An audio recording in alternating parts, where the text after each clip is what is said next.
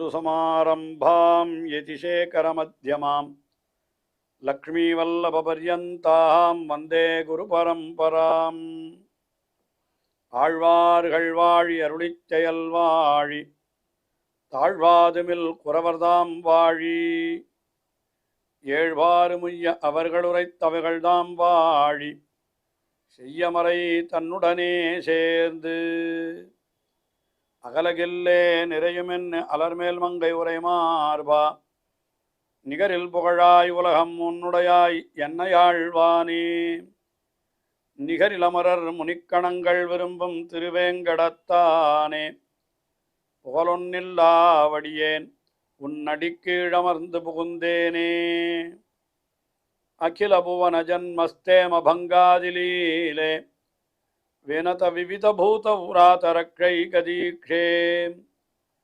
ஸ்ருதிசரசி விதீப்தே பிரம்மணி ஸ்ரீனிவாசே भवतु मम परस्मिन् चेमुषी भक्तिरूपा श्रीमान् वेङ्कटनाथार्य कवितार्किककेसरी वेदान्ताचार्यवर्यो मे सन्निधत्तां सदा हृदि ஸ்ரீரங்கநாதனுடைய பாதுகைகளை குறித்து ஓரிரவிலே 1000 ஸ்லோகங்களை அருளிச் செய்துள்ள வேதாந்த தேசிகன் ஸ்ரீ பாதுகா சகஸ்ரம் என்கிற இந்த ஸ்தோத்திரத்திலே ஒவ்வொரு ஸ்லோகத்திலேயும் அந்த பாதுகையினுடைய பெருமையை ஒவ்வொரு விதமாக எடுத்துரைக்கிறார் என்று பார்த்து வருகிறோம். அதிலே இப்பொழுது நாம் இந்திரநீல பத்ததி என்கின்ற 20வது பத்ததியிலே இருக்கக்கூடிய ஸ்லோகங்களை பார்க்கிறோம். அதாவது பாதுகையிலே பதித்திருக்கக்கூடிய இந்திரநீல கற்கள், நீல நிற கற்கள், அதனுடைய ஒளியினுடைய சிறப்பை மட்டும் பலவிதமாக உருவகித்து பல விஷயங்களை தெரிவிக்கின்றார் வேதாந்த தேசிகன். இப்பொழுது பாதுகா சகஸ்ரத்திலே 693வது ஸ்லோகம். இந்த ஸ்லோகத்திலே அந்த பாதுகையினுடைய இந்திரநீல கல் இருக்கிறது, அதிலிருந்து வெளிப்படுகிற அந்த கரிய ஒளி, அதாவது அதனுடைய ஒளி சிதறலும் கருப்பாகத்தானே இருக்கும். அதை ஒரு பெண்ணாக உருவகித்து ஓர் அர்த்தத்தை தெரிவிக்கிறார்.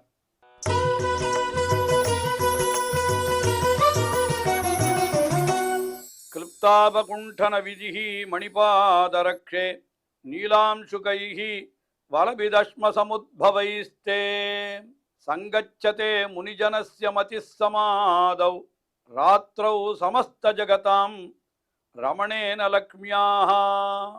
அதாவது இந்த ராத்திரியான ஒரு பெண்ணானவள் அந்த ரங்கநாதனோடு கூடுகிறாள் என்று ஒரு விஷயத்தை தெரிவிக்கிறார். அதாவது என்ன, இந்த இடத்துல 2-3 உருவகம் சொல்லப்படுகிறது. அது எப்படி இருக்கிறதுன்னு கேட்டால், முனிஜனஸ்ய மதிஹி சமாதௌ என்று முதல்ல ஒரு விஷயம் தெரிவிக்கிறார்.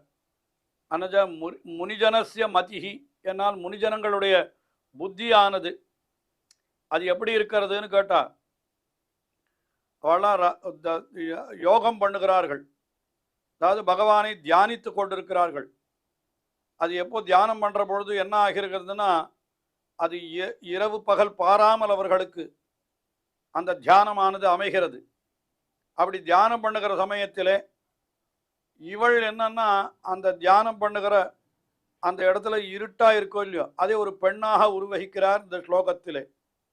அவள் என்ன பண்ணுறாளான்னாக்கா, அவள் என்ன பண்ணுறா, இந்த நீலக்கற்கள், அதாவது நீலாம்சுகைஹி வலபித் அஸ்மசமுத்பவைஹீதே, அந்த நீலக்கற்கள் இருக்கிறதே, இந்திரநீல கற்கள், பாதுகையிலே பதித்திருக்கக்கூடிய இந்திரநீல கற்கள், அதிலிருந்து உண்டாயிருக்கக்கூடிய அது என்ன பண்ணனா, அஸ்மநீல அம்சுபிஹி நீலாம்சுபிஹி, அதாவது நீல அம்சுகைஹி, நீல நிற ஒளி சிதறல்களை அது ஒரு அம்சுகம் போர்வை போலே சொல்லுகிறார். அது போர்வை, கருப்பு போர்வை போத்தி கொண்டால் அது தெரியாதோ இல்லையோ, யார் என்ன எங்கே போகிறார்கள் என்று தெரியாது. அதனால கருப்பு துணிகளாலே மூடப்பட்டு அது அவகுண்டன விதிஹி, அதனால என்ன பண்ணுறாளன்னா, அந்த கருப்பு பெண்ணானவள், அதாவது ஒரு பெண்ணானவள் உடம்பு முழுதையும் கருப்பு துணியாலே மூடிக்கொண்டு எங்கே போகிறாள்னு கேட்டால், லக்ஷ்மியார் ரமணேனா சங்கச்சதே, லக்ஷ்மிக்கு மணவாளனாயிருக்கக்கூடிய அந்த எம்பெருமானோடு சேருகிறாள் என்று இப்படி ஒரு கற்பனையை சொல்லுகிறார். அதாவது பாதுகையிலே இந்திரநீல கற்கள் இழைத்திருக்கின்றன. அவர்களுடைய காந்திகள், அந்த ஒளிகளை பார்த்தால் எப்படி இருக்கிறது? ஒரு புடவை போல இருக்கிறது. அதாவது கருப்பு புடவை போல இருக்கிறது, கருப்பு வஸ்திரம் போல இருக்கிறது அந்த நீலக்கற்களினுடைய காந்திகள். இப்போ யோகிகள் எல்லாம் என்ன பண்றாங்கன்னா தியானம் பண்ணுகிறார்கள். அப்படி தியானம் பண்ணுகிற பொழுது அவர்களுடைய புத்தி, அந்த புத்தியை யோகினாம் மதிஹின்னு சொன்னார்கள், அதை ஒரு பெண்ணாகவே உருவகித்து விட்டார். அந்த பெண் என்ன பண்றாளாம், இந்த கருப்பு போர்வையை போர்த்தி கொண்டு நேர எங்க போகிறாள் என்னால் அந்த லக்ஷ்மிக்கு மணவாளனான எம்பெருமான் இருக்கிறானே அவனை போய் அடைகிறார்கள் அப்படின்னு சொல்றார்.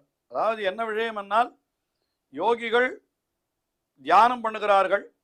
அவர்களுடைய அந்த தியானமானது எம்பெருமானை அடைகிறது. தியானம் எம்பெருமானை அடைகிறதுன்றதை எப்படி சொல்றது அப்படின்னா, எம்பெருமானத்தானே அவர்கள் எப்பொழுதும் பகவானைத்தானே தியானம் பண்ணி கொண்டிருக்கிறார்கள். இப்போ தியானத்தை ஒரு பெண்ணாக உருவகித்து அந்த பெண்ணானவள் இந்த இந்திரநில கல்லிலிருந்து உண்டாகக்கூடிய அந்த காந்தியை, அந்த ஒளியை தனக்கு ஒரு போர்வையாக போர்த்தி கொண்டு நேர என்ன பண்றான்னா எம்பெருமானை போய் அடைகிறாள் என்று இப்படி ஒரு விதமாக இந்த ஸ்லோகத்திலே உருவகித்து ஓர் அர்த்தத்தை தெரிவிக்கிறார். இதெல்லாம் கூட என்ன அர்த்தம்னா, எம்பெருமானை அடைவதுதான் அந்த தியானிகளுடைய, அதாவது அந்த யோகிகளுடைய தியானத்தினுடைய முக்கியமான பலன் அது. அப்போ அந்த தியானத்தினாலே அவர்கள் மனசாலே எம்பெருமானை அடைகிறார்கள் என்கிறதை இப்படி ஒரு உருவகமாக தெரிவித்து, அந்த தியானம் என்கிறது ஒரு பெண், அந்த பெண் என்ன பண்றா, ஒரு போர்வை, கருப்பு போர்வையை போர்த்தி கொண்டு ஒரு இரவில போய் என்ன பண்றான்னா அந்த லக்ஷ்மியாக ரமணேனா சங்கச்சதே ராத்திரவு, லக்ஷ்மியினுடைய மணவாளனான அந்த எம்பெருமானோடு அப்படி போய் அவர்கள் அது சேர்கிறார்கள் என்று ஒரு அர்த்தத்தை இந்த ஸ்லோகத்திலே அருளி செய்தார். இது இன்னும் அர்த்த கர்ப்பமுடைய ஸ்லோகமாகினாலே இன்னும் விசேஷமான அர்த்தங்களை பெரியவர்களிடத்தில் கேட்டு தெரிந்து கொள்ள வேண்டும் அவரவர்கள். அதுக்கு அடுத்தபடியாக 694வது ஸ்லோகம். இந்த ஸ்லோகத்தில் என்ன தெரிவிக்கிறார் என்னால், ஏற்கனவே இதே போன்ற ஒரு கருத்து வேறொரு ஸ்லோகத்திலே வேறு விதமாக தெரிவிக்கப்பட்டிருந்தது. ஆனாலும் இப்பொழுது மறுபடியும் அதே அர்த்தத்தை இன்னும் சற்று வேறு வாக்கியங்களாலே, வேறு சொற்களாலே தெரிவிக்கிறார். என்ன தெரிவிக்கிறார், இந்த இந்திரநீல கல், அதிலிருந்து வரக்கூடிய ஒளி இருக்கிறதே, அதுதான் ஒரு மை போலே, அஞ்சனம் போலே, மை போலே இருக்கிறது. ஒருத்தன் புதையலை பார்க்க வேணுமானால் அந்த மையை கண்ணிலே போட்டு கொண்டால் தான் அவனுக்கு புதையல் இருக்கிற இடம் தெரியும். இந்த இந்திரநீல கல்லினுடைய ஒளியானது ஒருத்தனுடைய கண்ணிலே படவில்லை என்றால் அவனுக்கு எம்பெருமானாகிற புதையல் தெரியவே தெரியாது என்பதாக இந்த ஸ்லோகத்திலே ஓர் அர்த்தத்தை தெரிவிக்கிறார்.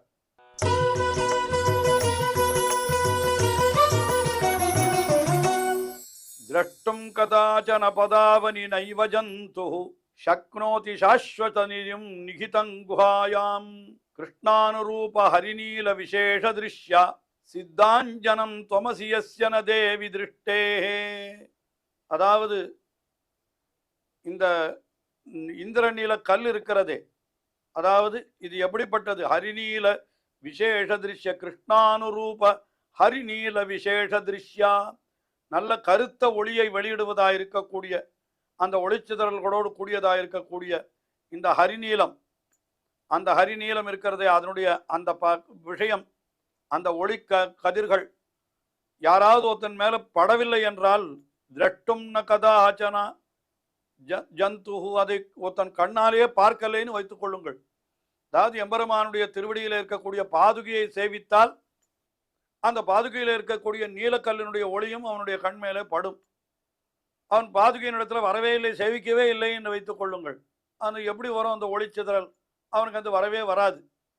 அப்படி வந்தால் என்ன ஆகும்னு கேட்டா, அப்பொழுது அவனாலே நசக்னோதி சாஸ்வத நிதிம் நிகிதம் குஹாயாம் தஷ்டும், என்ன சொல்லுகிறார், அப்படிப்பட்டவனுக்கு இந்த சாஸ்வத நிதி, எப்பொழுதும் நிலைத்து நிற்கக்கூடிய நிதியான எம்பெருமான் அவன் எங்க இருக்கான்னு கேட்டா, நிகிதம் குஹாயாம், வேதம் சொல்லுகிறது அவன் நிகிதம் குஹாயாம் என்று, அந்த குகைக்குள்ளே எம்பெருமான் ஹிருதய குகைக்குள்ளே எம்பெருமான் எழுந்தருளி இருக்கிறான், பகவான் எழுந்தருளி இருக்கிறான் என்று வேதம் நிகிதங் குஹாயாம் என்றே சப்தத்திலே சொல்லுகிறது. அதே சப்தத்தை இங்கேயும் காட்டுகிறார்.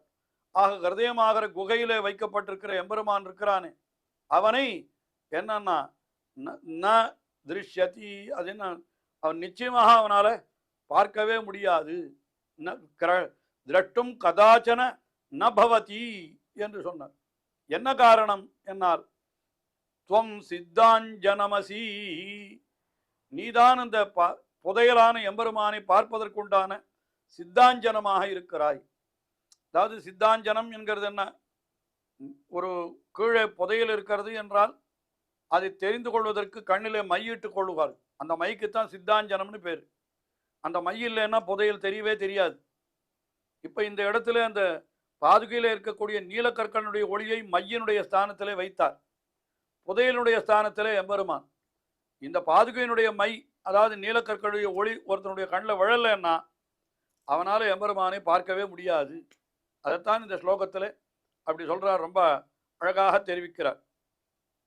அதனால் எவன் இந்த பாதுகையினுடைய கற்களினுடைய ஒளியாகிற மையை கண்ணிலே இட்டுக்கொள்ளவில்லையோ அவனாலே ஹிருதயத்தில் இருக்கிற பெருமாளாகிற புதையலை பார்க்கவே முடியாது என்று இந்த ஸ்லோகத்திலே இப்படி தெரிவித்தார். அடுத்தபடியாக 695வது ஸ்லோகம். இந்த ஸ்லோகத்தில் என்ன தெரிவிக்கிறார் என்னால், இவள் எப்படின்னா இந்த பாதுகையில் இருக்க நீலக்கற்களுடைய ஒளியை பார்த்தால் பூமி தேவி போலே இருக்கிறது என்று ஒரு அர்த்தத்தை தெரிவிக்கிறார்.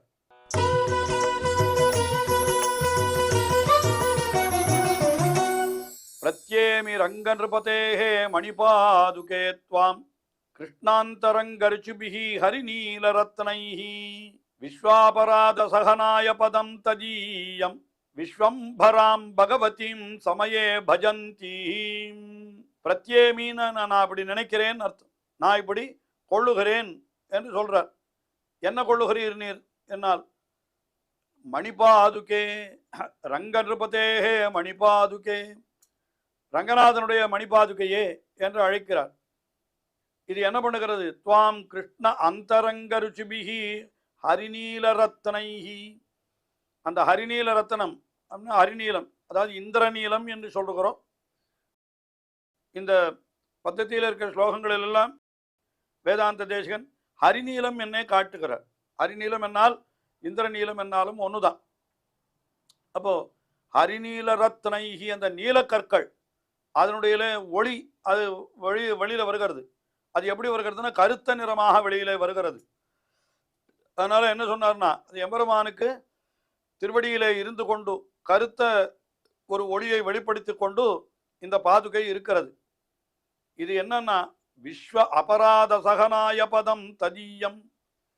இந்த பாதுகையை யார் வணங்குகிறார்களோ அவர்களுக்கு என்ன ஆகிவிடுகிறதுன்னு கேட்டா, எப்பேற்பட்ட அபராதம் பண்ணி இருந்தாலும் அந்த அபராதம் எல்லாம் மன்னிக்கப்பட்டு விடுகிறது.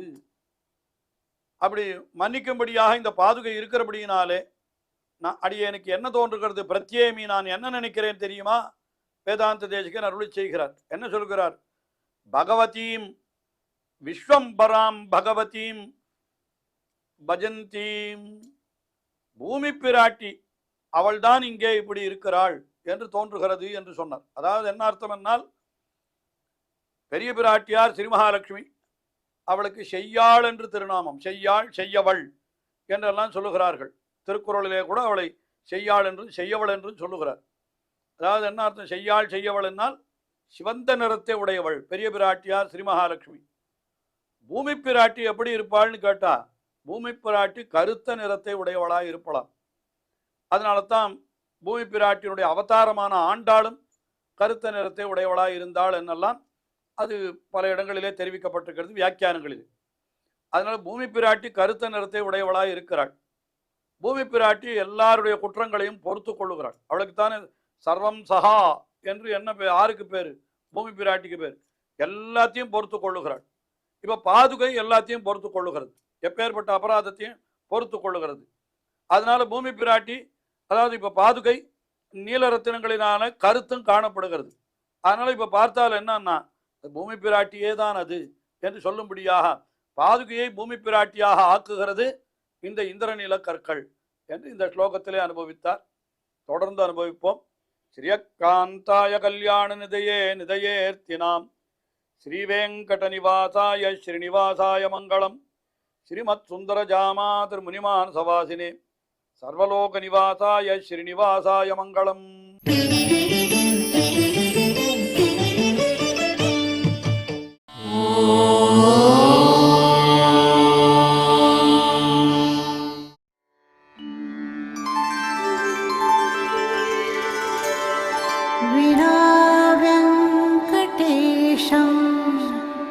ननाथो ननाथः सदा वेङ्कटेशं स्मरामि स्मरामि. हरे वेङ्कटेश प्रसीद प्रसीद. प्रियं वेङ्कटेश प्रयच्छ प्रयच्छ.